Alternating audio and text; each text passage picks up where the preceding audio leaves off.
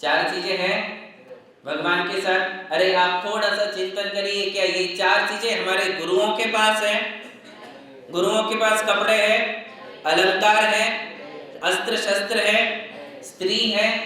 जब आप बताइए कि हमारे साधुओं के लिए इतने कड़े प्रावधान हैं, इतने कड़े संविधान हैं, तो क्या हमारे भगवान के पास हो सकता है साधु कपड़े ना पहने और भगवान कपड़े पहन ले? ऐसा हो सकता है? नहीं हो सकता। ये बात हम आपको बाद में बताएंगे।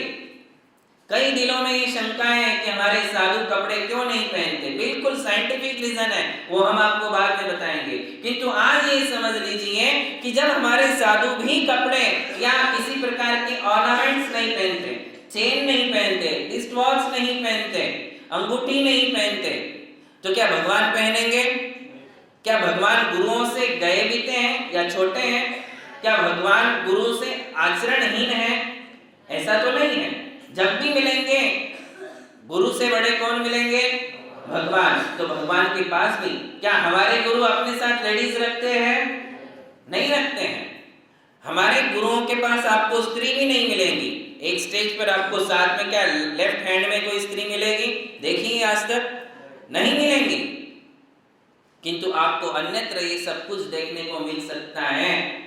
महाराज बनने के बाद उनकी शादी नहीं होगी, किंतु शादी के बाद महाराज बन सकते हैं। बात समझ में आ रही? छोटी सी बात है, आप सबको पता है, किंतु फिर भी विश्लेषण की आवश्यकता है। महाराज बनने के बाद स्त्री संसर्ग नहीं है, किंतु शादी करने के बाद स्त्री संसर्ग होने के बाद कोई गृहस्थ महाराज बन सकता है, कोई महिला माताजी बन सकती है। किंतु महाराज बनने के बाद या माताजी बनने के बाद अब कोई ऑप्शन नहीं है। अब उन्हें जीवन भर ब्रह्मचर्य महाव्रत का पालन करना ही है। ये बात हमारे लिए यहां समझना है। बैठ जाओ।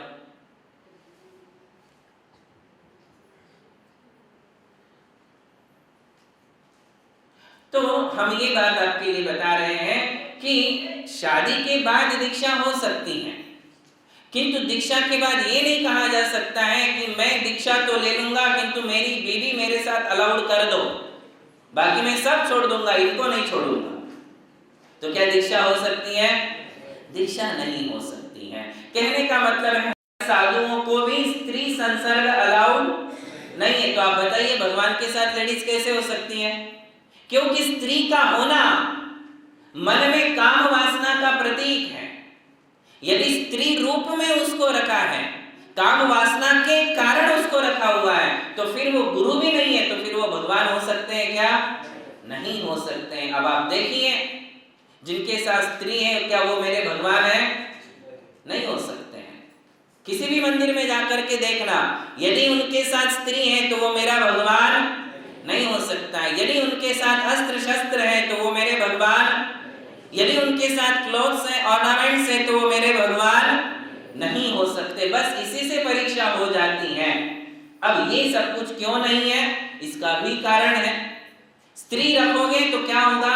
ममत्व भाव, अपनी पत्नी को लेकर के बैठोगे। जैसे अदर टेम्पल्स में आप कृष्ण के साथ राधा को देख लोगे, शंकर के साथ पार्वती को देख लोगे, किंतु जैन धर्म ये अलाउड नहीं करता है।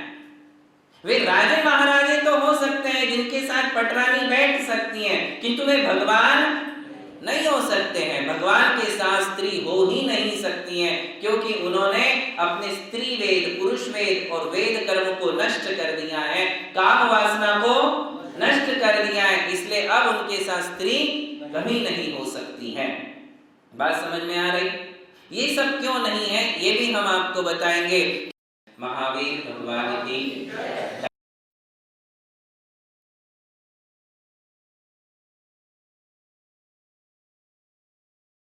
भगवान के साथ स्त्री हो ही नहीं सकती हैं, क्योंकि उन्होंने अपने स्त्री वेद, पुरुष वेद और वेद कर्म को नष्ट कर दिया है, काम वासना को नष्ट कर दिया है। इसलिए अब उनके साथ स्त्री कभी नहीं हो सकती है। बात समझ में आ रही? ये सब क्यों नहीं है ये भी हम आपको बताएंगे। किंतु और कौन सी बातें हम भगवान में देखते हैं? देखिए 4 बातें नहीं हैं। अब कैसे हैं ये भी तो हमें मालूम होना चाहिए। तो हमारे भगवान 2 मुद्रा में होते हैं। पहले तो क्लोथ्स नहीं, ऑर्नामेंट्स नहीं, लेडीज नहीं और वेपन्स नहीं। अब देखिए होते कैसे हैं, तो कहते हैं हमारे भगवान या तो पद्मासन में होते हैं या तो खड्गासन में। खड्गासन का मतलब बाहुबली भगवान को याद करना। कैसे बाहुबली भगवान खड़े हैं, उनकी मुद्रा को कौन सा आसन कहते हैं, खड्गासन।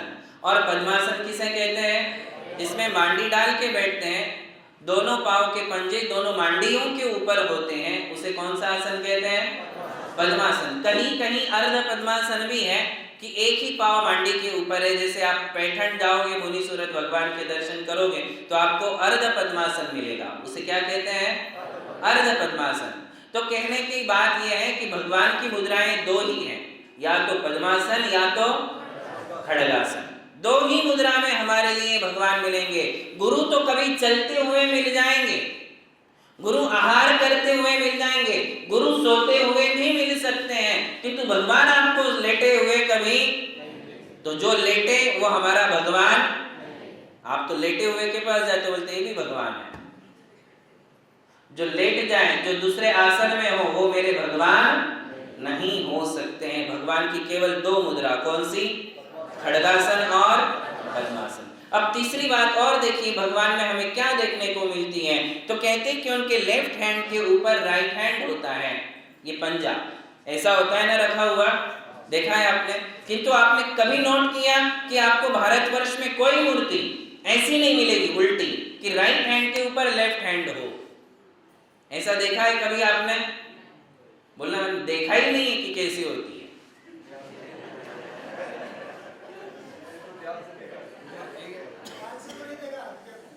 नहीं देखा ही नहीं है कभी कि भगवान के हाथ कैसे है, क्योंकि हम भगवान को देखते कहाँ है मंदिर में, हम तो बाकी और सब कुछ देखते हैं, मैनेजमेंट देखते हैं कि मैनेजमेंट क्या चल रहा है, कार्यकर्ता क्या कर रहे हैं, आने वाले पुजारी भक्त क्या करते हैं, कैसा हो रहा है, इसमें खामियां और कमियां क्या है, ये तो हमें सब दिख जाता है। किंतु आज तक ये नजर नहीं आया कि भगवान के लेफ्ट हैंड के ऊपर क्यों होता होगा ऐसा, ऐसा ही क्यों है, ऐसा क्यों नहीं है, कुछ तो रीजन होगा, नहीं तो ऐसे की जगह ऐसा भी होना चाहिए, किंतु ऐसा कभी नहीं होता है, ऐसा ही होता है। इसकी दो कारण हैं। एक कारण कहते हैं कि भगवान कृतकृत्य है। कृतकृत्य शब्द का अर्थ है कि उन्होंने करने लायक सारे काम कर लिए, अब उन्हें करने लायक कोई भी काम बाकी नहीं है। मैंने कहा ना सुप्रीम पोस्ट है, अभी उनको कुछ नहीं करना है, और जिन्हें कुछ नहीं करना है वो हाथ के ऊपर हाथ धर करके बैठ जाते हैं। इसलिए आपके माँ बाप कभी कभी चिल्लाते हैं, क्या तुम हाथ के ऊपर हाथ धर के बैठे हो निकम्मे। भगवान निष्कर्म है, क्योंकि उन्हें अब कुछ करना ही नहीं, वो भगवान है, किंतु आप निकम्मे नहीं हो, आपको तो अभी बहुत कुछ करना है, इसलिए आपको हाथ के ऊपर हाथ धर के बैठना शोभा नहीं देता है, आपके लिए तो अभी काम करना है। किंतु भगवान ऐसे है, क्यों, तो इसका एक कारण क्या बताया हमने, शब्द क्या बोला, कृत कृत्य, कृत यानी कर चुके हैं, कृत्य यानी सारे कार्य, सारे कार्य जो आत्मा के हित के काम है वो सब वो कर चुके हैं, अब उन्हें आत्म कल्याण करना भी बाकी नहीं, आत्म कल्याण भी पूरा हो चुका है, अब उन्हें कुछ नहीं करना, इसलिए वो ऐसे बैठे हैं। और दूसरी बात ये भी है जो ध्यान में आती है, left hand and right hand को आप देखिए, ये उजवा हाथ जो है, दाहिना हाथ जो है, वो धर्म का प्रतीक है, मंगल का प्रतीक है। हम जो भी मंगल कार्य करते हैं, जो भी धर्म कार्य करते हैं, वो कौन से हाथ से करते हैं, दाहिने हाथ से। भले तुम लेफ्ट हैंडी हो, बाएं हाथ से लिखते हो, लेफ्ट हैंड से लिखते हो, तो भी तुम्हें मंगल कार्य कौन से हाथ से करना है, दाहिने हाथ से ही करना पड़ेगा। लेफ्ट हैंड से लिखने का क्या मतलब है, लोग बोलते हैं कि महाराज मैं तो लेफ्टी हूं, मैं तो आहार भी इसी हाथ से दे सकता हूं, अभिषेक पूजा भी इसी हाथ से कर सकता हूं, ऐसे कैसे हो सकता है। और शादी में तुम अपनी बीवी की मांग कौन से हाथ से भरोगे, वहां तो तुम राइट हैंड यूज करोगे, राइट हैंड से ही भरी थी ना, ये भी याद नहीं। अरे हर मंगल कार्य कौन से हाथ से होता है, लेफ्ट हैंड से अमंगल होता है, लेफ्ट हैंड से अशुद्धियों का काम शुद्धि की जाती है, शरीर शुद्धि लेफ्ट हैंड से की जाती है। पाप का प्रतीक ये लेफ्ट हैंड है और धर्म का प्रतीक राइट हैंड है। बस इसको आप समझ लीजिए। इसलिए कभी कितना भी नास्तिक आदमी हो, कितना भी बड़ा नास्तिक आदमी हो, वो जब भी अच्छा काम करेगा वो कैसे करेगा? राइट हैंड से। कई लोग हड़बड़ी में दान देने आते हैं और पैसे कैश लेकर के आते हैं देने के लिए और एकदम ऐसे देते रहते, तुरंत हाथ पीछे करते, इधर के हाथ में लेते फिर देते हैं, आपने देखा होगा। तो ये ऐसा होता है। अभिषेक भी हम राइट हैंड से करेंगे, आहार दान भी राइट हैंड से देंगे, अर्घ्य भी राइट हैंड से चढ़ाएंगे, क्योंकि राइट हैंड धर्म का प्रतीक है और लेफ्ट हैंड पाप का प्रतीक है, अशुद्धि और अधर्म का प्रतीक है। अब इसका मतलब क्या है? भगवान ने अधर्म के ऊपर धर्म के द्वारा विजय प्राप्त की है। भगवान ने पापों के ऊपर धर्म के द्वारा विजय प्राप्त की है, इसलिए उनके लेफ्ट हैंड पर राइट हैंड होता है। ये दूसरी बात है। भगवान ने पाप कर्मों को नष्ट कर दिया, ये आपको पता है। हमारे जो भगवान होते हैं उनकी आत्मा में एक भी पाप कर्म नहीं है, उनके विचारों में रंच मात्र भी पाप नहीं है, उनकी वाणी में रंच मात्र भी पाप नहीं है, उनकी चर्या में रंच मात्र भी पाप। निष्पाप व्यक्ति यदि ढूंढना है इस संसार में तो निष्पाप कौन मिलेंगे? भगवान मिलेंगे। कौन मिलेंगे? भगवान ही मिलेंगे। साधुओं की चर्या में भी पाप नहीं मिलेगा, किंतु उनकी आत्मा में पाप कर्म अभी भी है जो उनको सता सकते हैं, किंतु अरिहंत भगवान की आत्मा में पाप कर्म भी नहीं है। उन्होंने 4 कर्म नष्ट कर दिए, ज्ञानावरण, दर्शनावरण, मोहनीय और अंतराय। जो कर्म हमारे लिए सताते हैं, दुख देते हैं, दुर्गति में ले जाते हैं, दर दर की ठोकरें खिलाते हैं, रुलाते हैं, भटकाते हैं, वे पाप कहलाते हैं। उन पाप कर्मों को अरिहंत भगवान ने नष्ट कर दिया। किसके द्वारा नष्ट किया? धर्म के द्वारा, संयम के द्वारा, तप के द्वारा, ध्यान के द्वारा उन्होंने पापों के ऊपर विजय प्राप्त की है। इसलिए क्या किया? लेफ्ट हैंड के ऊपर उनका राइट हैंड है, पंजे के ऊपर, लेफ्ट हैंड के पंजे पर राइट हैंड का पंजा उनका रखा हुआ है। ये आपने आज तक सोचा, विचार किया कभी? नहीं। क्यों? क्योंकि हमारे लिए जब तक ऐसी ज्ञान की बात बताने वाले नहीं मिलेंगे तब तक हम आगे नहीं बढ़ सकते। हमारी सोच आगे बढ़ती ही नहीं है। हम रोज देखते हैं, किंतु देखने के बाद सोचना क्या है और एग्जैक्ट रीजन भी तो पता होने चाहिए, नहीं तो उल्टा सीधा सोचने लग जाएंगे। आज हमने हाथ की बात बताई, अब आप कुछ भी देखोगे भगवान का, आंखें ऐसी क्यों है, चेहरा ऐसा क्यों है, ऐसा कुछ भी सोचने मत लग जाना। जितना बता रहे उतना ही सोचना, जो है वही सोचना, यथार्थ। तो लीजिए, ये तीसरी बात हमने आपके लिए बताई कि वो खड्गासन में है, पद्मासन में है और लेफ्ट हैंड के ऊपर उनका राइट हैंड है। अगली बात ये है कि उनकी दृष्टि नासाग्र होती है। नासाग्र, टिप ऑफ द नोज, यहाँ बिल्कुल ऐसे देखते हैं, खुले भी नहीं है और बंद भी नहीं है। ध्यान दिया आपने? भगवान की जो दृष्टि होती है वो एकदम खुली भी नहीं होती है और एकदम बंद भी नहीं होती, नासाग्र दृष्टि होती है। इसके भी कई रीजन हैं। कहते हैं कि ध्यान के लिए सबसे श्रेष्ठ मुद्रा यदि कोई है, दृष्टि यदि कोई है तो नासाग्र है। हम लोग करने जाए तो हमारी आंखें दर्द करने लग जाती हैं, क्योंकि हमें साधना नहीं है, प्रैक्टिस नहीं है उस चीज की। आंखों में से पानी भी बहने लग जाता है, पलकें बार बार झपकने लग जाती हैं, क्योंकि अभी तक हमने उसकी प्रैक्टिस नहीं की। धीरे धीरे धीरे करोगे तो फिर आपके लिए उसकी साधना हो जाएगी।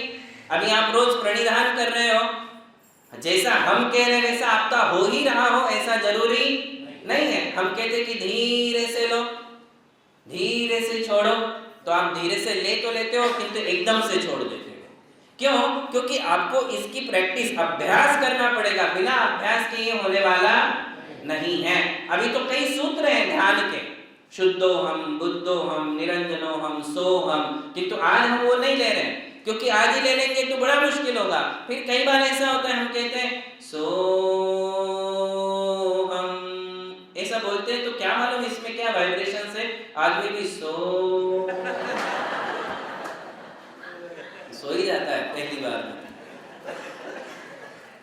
इसलिए सोहम वाला ध्यान जो है, ये सूत्र अभी बाद में लेंगे, पहले अच्छे से प्रैक्टिस कर ले प्रणिधान की, उसके पश्चात। तो कहने का मतलब है कि भगवान ने नासाग्र दृष्टि रखी है और उन्हें उससे कोई तकलीफ, जब वे मुनि अवस्था में थे, जब वे साधना की अवस्था में थे, तब भी उनकी यही दृष्टि रही थी और इसे नासाग्र दृष्टि कहते हैं। आंखें एकदम बंद कर लो, आप आंखें बंद कर लो तो दूसरा ही नजारा दिखता है, हम क्या बोल रहे हैं ये तो दिखेगा ही नहीं, और कुछ दिखता है। आंखें पूरी बंद कर लो तो, या फिर नींद आने के चांसेस है, और पूरी खुली कर दो तो सारी दुनिया दिखती है।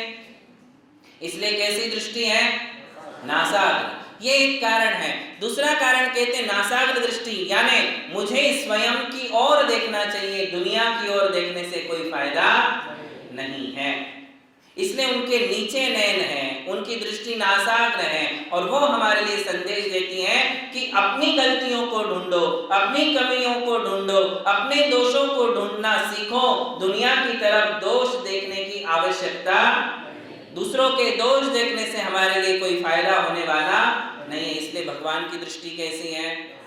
नासाग्र दृष्टि है। ये एक बात हम भगवान की प्रतिमा में, मंदिर जी में भगवान की जो मूल नायक प्रतिमा है या कोई भी प्रतिमा है, उसमें हम ये एक बात भी देखते हैं। तो कितनी बातें हो गई भाई साहब? और रिवाइज करिए, क्या क्या नहीं है, भूलना नहीं। पहली चीज क्या नहीं है? क्लोथ्स नहीं है, ऑर्नामेंट्स नहीं है, वेपन्स नहीं है, लेडीज नहीं है, और कैसे है? खड़गासन में है या फिर पद्मासन में है, और लेफ्ट हैंड के ऊपर, और दृष्टि कैसी है? अगली बात बताते हैं कि भगवान की मुद्रा अत्यंत शांत होती है, सौम्य होती है, उग्र नहीं होती है। भगवान की प्रतिमा जब भी बनाई जाएगी, हमारे भगवान की, तो उनके चेहरे पर शांति, प्रसन्नता झलकना ही चाहिए। यदि ऐसी मूर्ति नहीं है तो प्रतिष्ठाचारी मूर्तियों को रिजेक्ट कर देते हैं कि ये प्रतिमा नहीं चलेगी। कैसी होनी चाहिए वो? बहुत शांत, और थोड़ी सी प्रसन्नता भी उस पर झलकनी चाहिए। तो हमारे भगवान की छवि जब वे समूह शरण में विराजमान होते हैं, अरिहंत भगवान, तो कैसे होते? बहुत सौम्य और शांत मुद्रा के धारी होते हैं। उनकी संपूर्ण शरीर से शांति और सौम्यता झलकती है। ये छठवीं बात है। ऐसे हमारे भगवान होने चाहिए। और एक बात हम और देखते हैं भगवान के मंदिर में, कहीं कहीं नहीं होती है, कहीं होती है। परंपरा के अनुसार भेद है कि भगवान के चरणों पर चंदन और फूल चढ़ा हुआ हम देखते हैं। वो किस चीज का प्रतीक है? देखिए, भगवान के दर्शन करेंगे, सब देख रहे हैं ना हम बाहर से कैसे है, तो बाहर से हमारे लिए भगवान के चरणों पर चंदन भी दिख रहा है और फूल भी दिख रहे हैं। वो किस चीज का प्रतीक है, इस बात को भी आप समझ लीजिए। इस बात के आधार हमारे प्राचीन शास्त्र हैं। पूज्यपाद आचार्य इसके सबसे बड़े प्रमाण हैं, जिन्होंने अभिषेक पाठ में इस बात का उल्लेख किया है कि जिनांग्री द्वयम, भगवान के दोनों चरणों पर चंदन और फूल चढ़ा हुआ होता है। ये किस चीज का प्रतीक है पता है आपको? ये इस बात का प्रतीक है कि ये प्रतिमा प्रतिष्ठित हो चुकी है। किस बात का प्रतीक है? कोई महिला विवाहित है या अविवाहित है, ये कैसे जाना जाता है?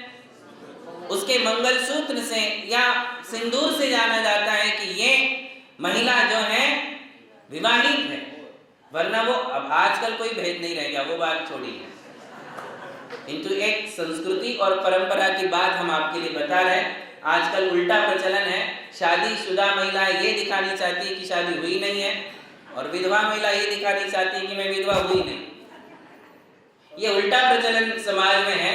खैर कोई बात नहीं है, आप लोगों की अपनी व्यवस्था है, किंतु मंदिर की व्यवस्था शास्त्राधार से है। और इस बात के लिए एक संधि संहिता, पूज्यपाद आचार्य का अभिषेक पाठ, वरांग चरित्र आदि पुराण आदि ग्रंथों में इस बात का उल्लेख किया गया है कि भगवान के चरणों पर चंदन और फूल होते हैं। तो किस बात का प्रतीक है ये मूर्ति प्रतिष्ठित है, बस इस बात का प्रतीक है। और वो प्रतिष्ठित है इसलिए पूजनीय है। क्या है? ये मूर्ति प्रतिष्ठित है, इसकी पंचकल्याण हो चुकी है, इसमें मंत्रोच्चार हो चुके हैं, इसमें सूर्य मंत्र दिए जा चुके हैं, इसलिए अब ये भगवान पूजनीय है। पूजनीयता का द्योतक वो चरण पर लगा हुआ चंदन और फूल है, इसके अलावा और दूसरा कोई भी कारण नहीं है, वो श्रृंगार नहीं है। बात समझ गए? वो भगवान का श्रृंगार नहीं है, क्योंकि ध्यान रखो चंदन और फूल कहाँ चढ़ाया जा रहा है? पांव पर, वो भी नाखून वाले साइड पर नहीं है। कौन से साइड है? ऊपर वाली, पंजे पर, नीचे वाली साइड पर है, जो ऊपर आ जाता है उसके ऊपर है। और श्रृंगार शास्त्र आप पढ़ ले, या इस महिलाओं को भी बताए कि श्रृंगार के स्थान में वो स्थान आता ही नहीं है। नाखून का श्रृंगार किया जा सकता है, उसके ऊपर नेल पॉलिश वगैरह लगा लेते हैं, किंतु क्या श्रृंगार के स्थान में ये स्थान आता है पांव का? ये स्थान तो श्रृंगार का हो सकता है, ये स्थान है, हाथ में ले लो, यहाँ कौन सा श्रृंगार होता है? यहाँ श्रृंगार, पांव में वो स्थान श्रृंगार का है ही नहीं, इसलिए हम इसे भगवान का श्रृंगार नहीं कह सकते। उस पर जो चंदन चढ़ा है, फूल चढ़ा है, वो हमारी भक्ति का प्रतीक है। क्या है? भक्ति का प्रतीक है, और वो हमारी पूजनीयता का प्रतीक है। हमने उनकी पूजा की है, भक्ति की है, इस बात का वो प्रतीक होता है। इस प्रकार कितनी चीजें हमने देखी? 6 बातें भगवान की देखी। हमारे भगवान बाहर से कैसे हैं, क्या क्या नहीं है और क्या क्या है, तो ऐसे 10 पॉइंट हो गए। कपड़े नहीं, अलंकार नहीं, अस्त्र शस्त्र नहीं, लेडीज नहीं, ये 4 चीज नहीं है। और वे खड्गासन में है, पद्मासन में है, या फिर लेफ्ट हैंड के ऊपर राइट हैंड है, नासाग्र दृष्टि है, अत्यंत शांत, मनोहर और सौम्य छवि है, और उनकी पूजनीयता का द्योतक चरण पे चंदन और फूल है। बात समझ में आ गई? ये बाहर की रूपरेखा हुई, किंतु वे अंदर से कैसे होते हैं? भाई आदमी बाहर से दिखने में बड़ा सुंदर है, किंतु अंदर से कैसा है? जरूरी नहीं है कि बाहर से गोरा है तो अंदर से भी गोरा होना चाहिए। काले भी तो होते हैं, दिखने में बड़े स्मार्ट है, दिखने में बड़े अच्छे हैं, किंतु अंदर से उतने ही खोटे, उतने ही काले होते हैं। तो ऐसा आदमी कभी अच्छा नहीं माना जाता है। हमारे भगवान केवल शरीर से भगवान नहीं है, ये बात आप समझ रहे हैं। मैंने जो ये बाहर की बातें बताई है, ये तो अंदर के कारण बाहर प्रकट हुआ है। मूल में भगवान का लॉजिक क्या है कि किसके कारण ये भगवान है? एक कारण ऐसा हमें चाहिए जिस कारण से हम ये कह सकते हैं कि ये भगवान है, और वो कारण सिर्फ एक है, अंदर से, कि वे 18 दोषों से रहित है। क्या है कारण? 18 दोषों से रहित होना कंपलसरी है, इसके बिना कोई भगवान नहीं हो सकता है। ये ध्यान में रख ले आप। बाहर से तो ये चीजें प्रकट होती ही हैं, किंतु उसके कारण भगवान नहीं। भगवान किस कारण से है? 18 दोषों से रहित। और 18 दोष वे दोष हैं कि संसार के सारे हजारों दोष इन 18 में इंक्लूड हो जाते हैं। दुनिया में जितने दोष है, जितने पाप है, जितने अपराध हैं, वे सारे किस में आ जाते हैं? इन 18 में। और उन मूल 18 दोषों को भगवान ने दूर कर दिया है। उनकी आत्मा साफ है, शुद्ध है, स्वच्छ है, इसलिए वो हमारे भगवान है। भगवान कैसा होना चाहिए भाई? जिनसे बढ़कर और कोई नहीं हो, जिनसे बढ़कर और कोई प्योर नहीं हो, जिनसे बढ़कर कोई ज्ञानी नहीं हो। यदि एक ज्ञानी से दूसरा ज्ञानी बड़ा हो गया, इसका मतलब ये वाला ज्ञानी तो कम है, अभी ये अधूरा है।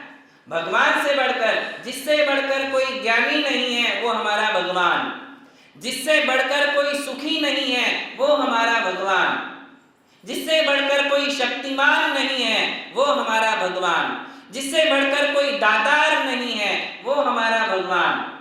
जिससे बढ़कर जिसकी आत्मा शुद्ध है, बिल्कुल साफ है, वही हमारा भगवान है। हमारे भगवान में एक भी खोट हमारे लिए देखने को।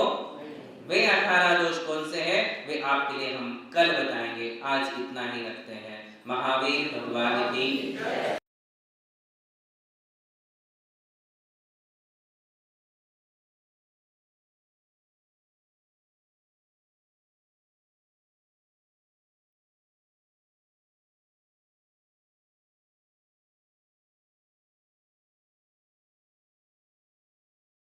हमारे भगवान का स्वरूप क्या है,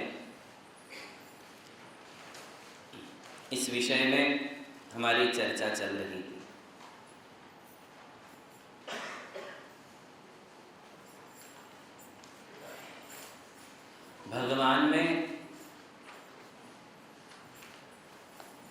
और संसारी जीवों में सबसे बड़ा अंतर यह है कि संसारी जीव जानते बहुत थोड़ा है, देखते बहुत थोड़ा है, किंतु राग द्वेष बहुत ज्यादा करते हैं, अहंकार बहुत ज्यादा रखते हैं। हमें ज्ञान बहुत थोड़ा सा है। आपकी पीठ पीछे क्या चल रहा है ये भी आपको पता नहीं है यहाँ। फिर अब आपके घर में क्या हो रहा है, आपके रिलेटिव्स लोग आज क्या कर रहे हैं, इस हॉल के बाहर सारी देश दुनिया में क्या चल रहा है, हमें इस वस्तु का ज्ञान। और अरिहंत भगवान एक जगह पर स्थित रहते हैं, एक ही जगह पर पद्मासन में बैठे हैं, किंतु वे समूचे संसार को देख रहे हैं, समूचे संसार की चराचर पदार्थों की पर्यायों को देख रहे हैं। वो प्रत्येक वस्तु और प्रत्येक व्यक्ति का भूत भविष्य और वर्तमान जानते हैं, देखते हैं, किंतु उनके जानने में, उनके देखने में रत्ती मात्र भी राग नहीं, रत्ती भर भी द्वेष नहीं होता है। और हम कितना जानते हैं, बहुत थोड़ा सा। सुमेरु पर्वत के सामने राई के दाना जितना भी हम नहीं जानते हैं। हमारा ज्ञान बहुत अल्प है, हमारे देखने की शक्ति बहुत अल्प है, किंतु जितना देखते हैं और जानते हैं उसमें हम बहुत ज्यादा राग द्वेष करते हैं, हर्ष विषाद करते हैं, ममकार और अहंकार करते हैं।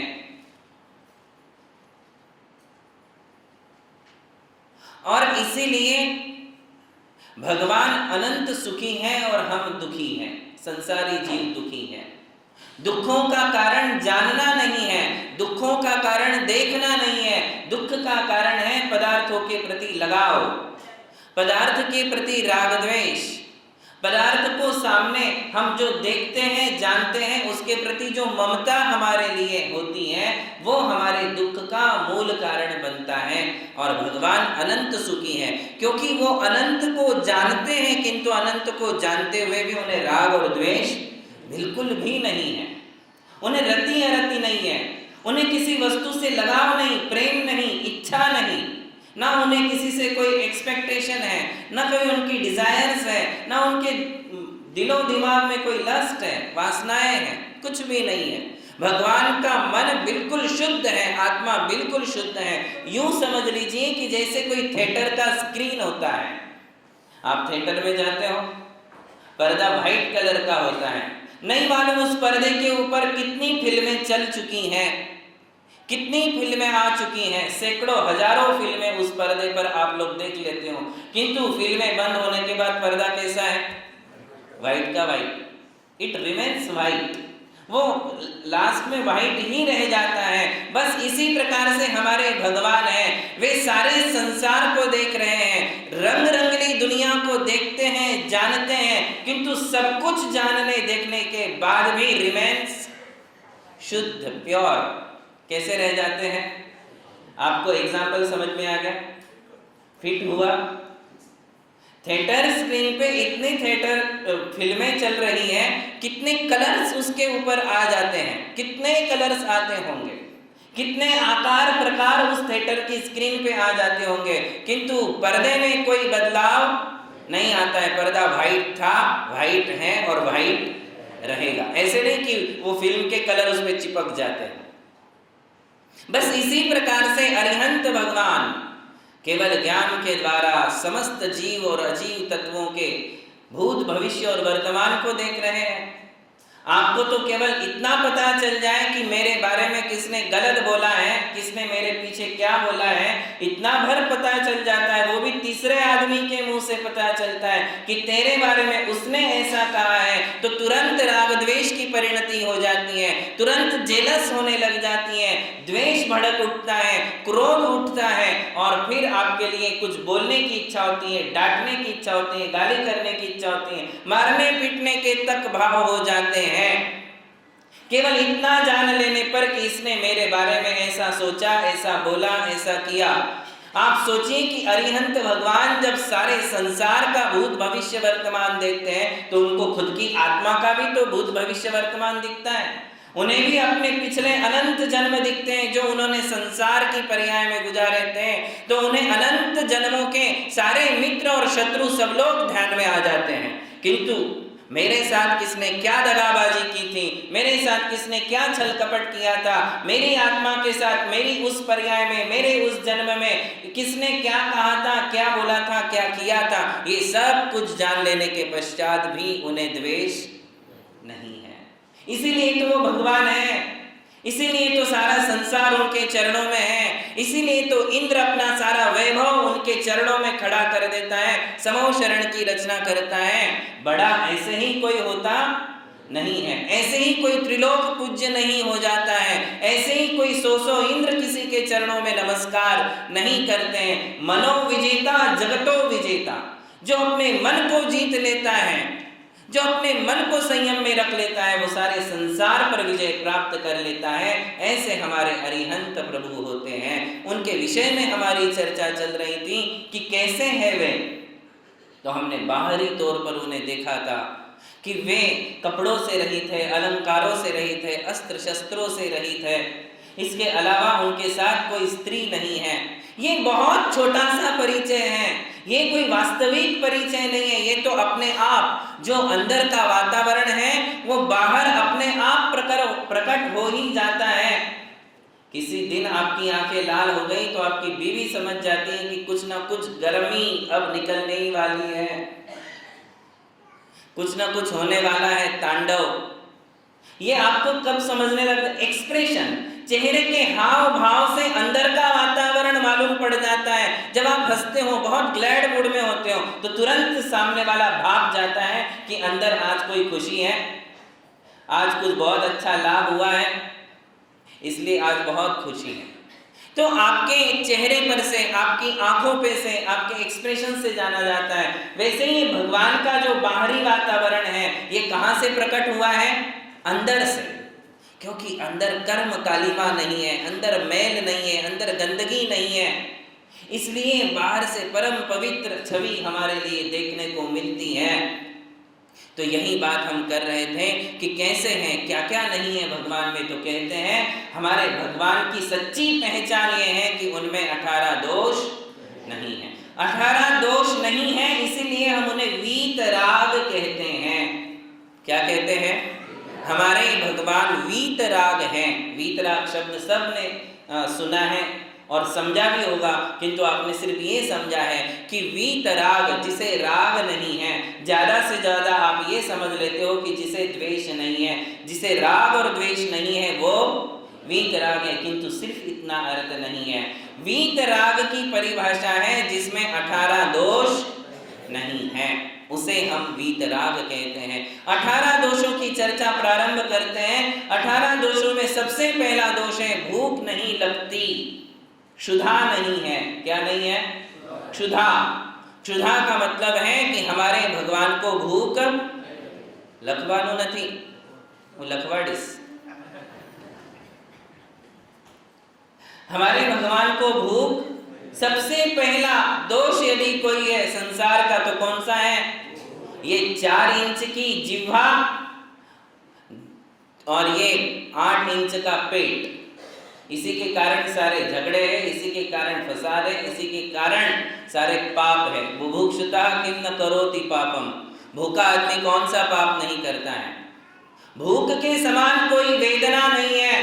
सारी वेदनाएं सहन की जा सकती है, किंतु भूख सहन नहीं होती हैं। भूख लगती है इसीलिए तो खाना खाते हैं, और भगवान को भूख ही नहीं लगती है। बात समझ में आ रहा है? इसका और एक अंतरंग कारण है जो आपके लिए पता नहीं है। भूख जो लगती है वो असाता वेदनीय कर्म की उदीर्णा से लगती है। असाता वेदनीय नाम का एक कर्म है, वो कर्म जब बहुत तीव्रता से उदय में आता है तो हमारे लिए भूख लगती है।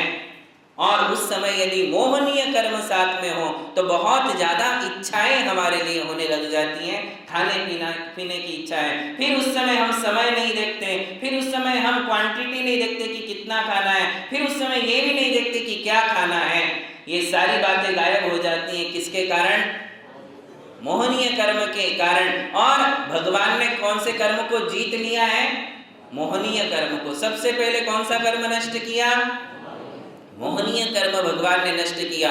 मोहनीय कर्म नहीं है इसलिए उनको इच्छा नहीं है, और इच्छा नहीं है इसलिए उनको भूख भी नहीं है। वेदनीय कर्म के नहीं होने से, वेदनीय कर्म के होते हुए भी उनके लिए भूख नहीं लगती, क्योंकि उन्हें मोहनीय कर्म नहीं है, ये कर्मों के नाम है। बस इतना समझ लो कि वेदनीय कर्म की उदीर्णा से भूख लगती है यदि साथ में मोहनीय कर्म हो तो। और भगवान का वेदनीय कर्म तो है किंतु मोहनीय कर्म नहीं है, इसलिए उनको इच्छा जागृत नहीं होती है, इसलिए उनको भूख नहीं लगती है। और भूख नहीं लगती है इसलिए वो खाना, आपको यदि भूख नहीं लगी तो आप खाना खाओगे? कब खाना खाओगे? जब भूख लगेगी तभी। और भगवान को कभी भूख नहीं लगती है। समो शरण में वे हजारों वर्ष बैठे रहते हैं। कितने साल बैठ सकते हैं? तो एक प्रमाण दिया है, कुछ कम एक पूर्व कोटि काल तक भगवान समो शरण में विराजमान रह सकते हैं।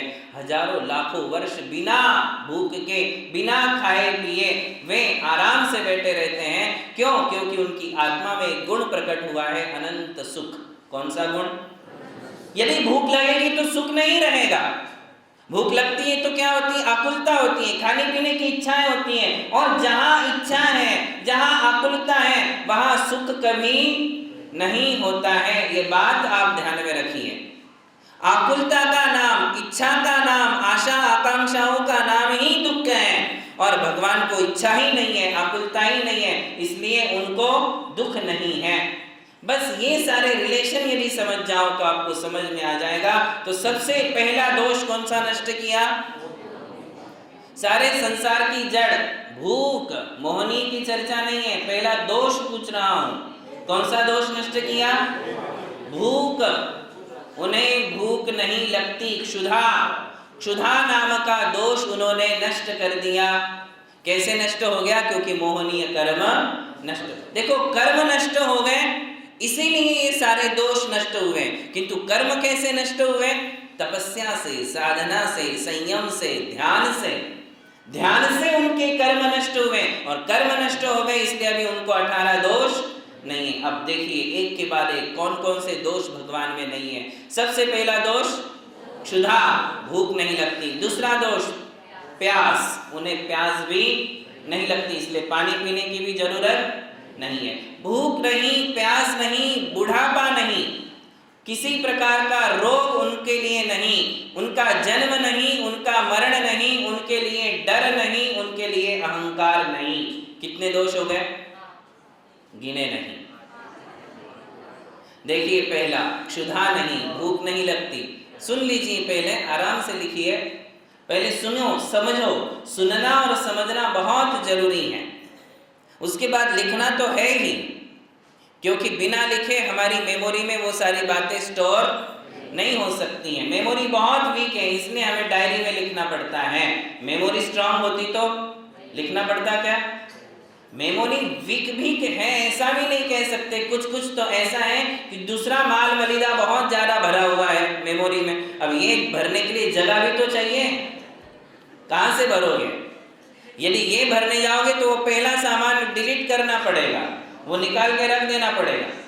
और वो आपको निकाल के रखना नहीं है। हमरी तुमरी वाली बातें जब आएंगी तो सारा याद आ जाएगा।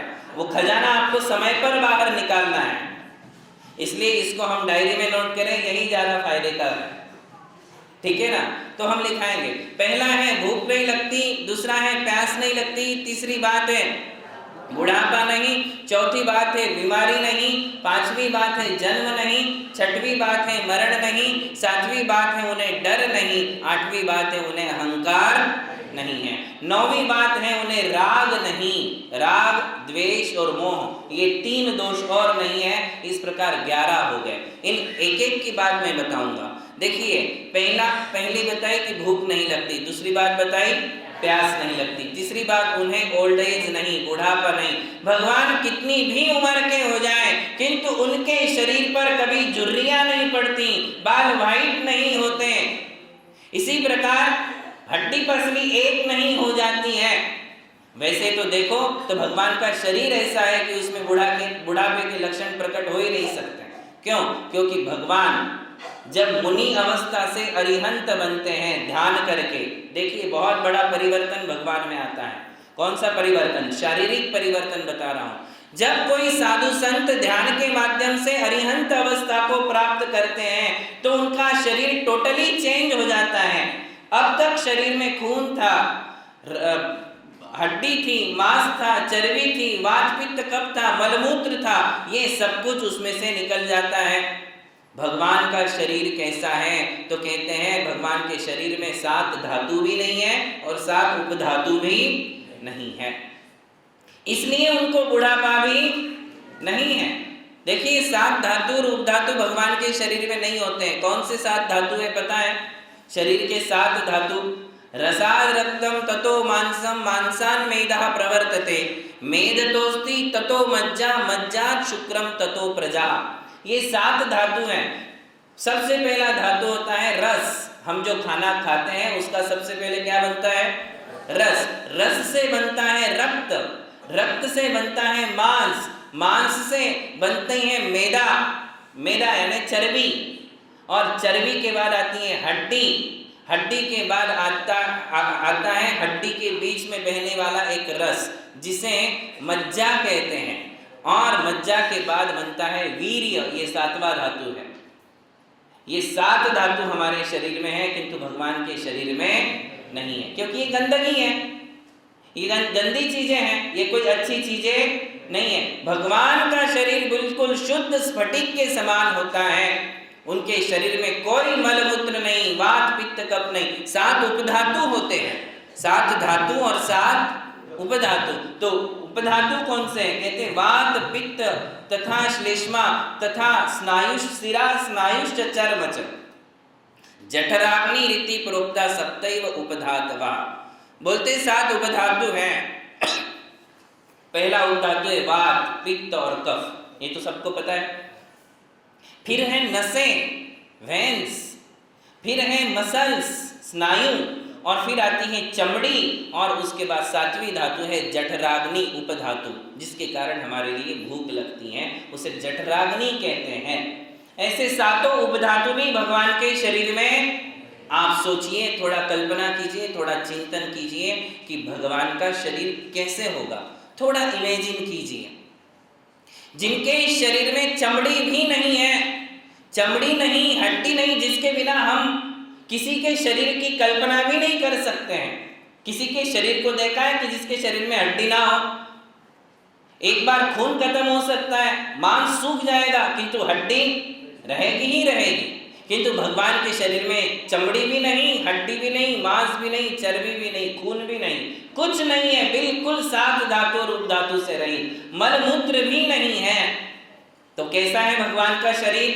स्फटिक की माला देखी आपने, स्फटिक की मूर्ति देखी है आपने? कहाँ देखी है? कालवा देवी टेम्पल में। आप देखिए कितनी सुंदर मूर्तियां हैं वहां, स्फटिक की मूर्तियां देखने लायक है। तो कहते हैं कि शुद्ध स्फटिक संकाशम सप्त धातु विवर्जितम, अरिहंत भगवान का शरीर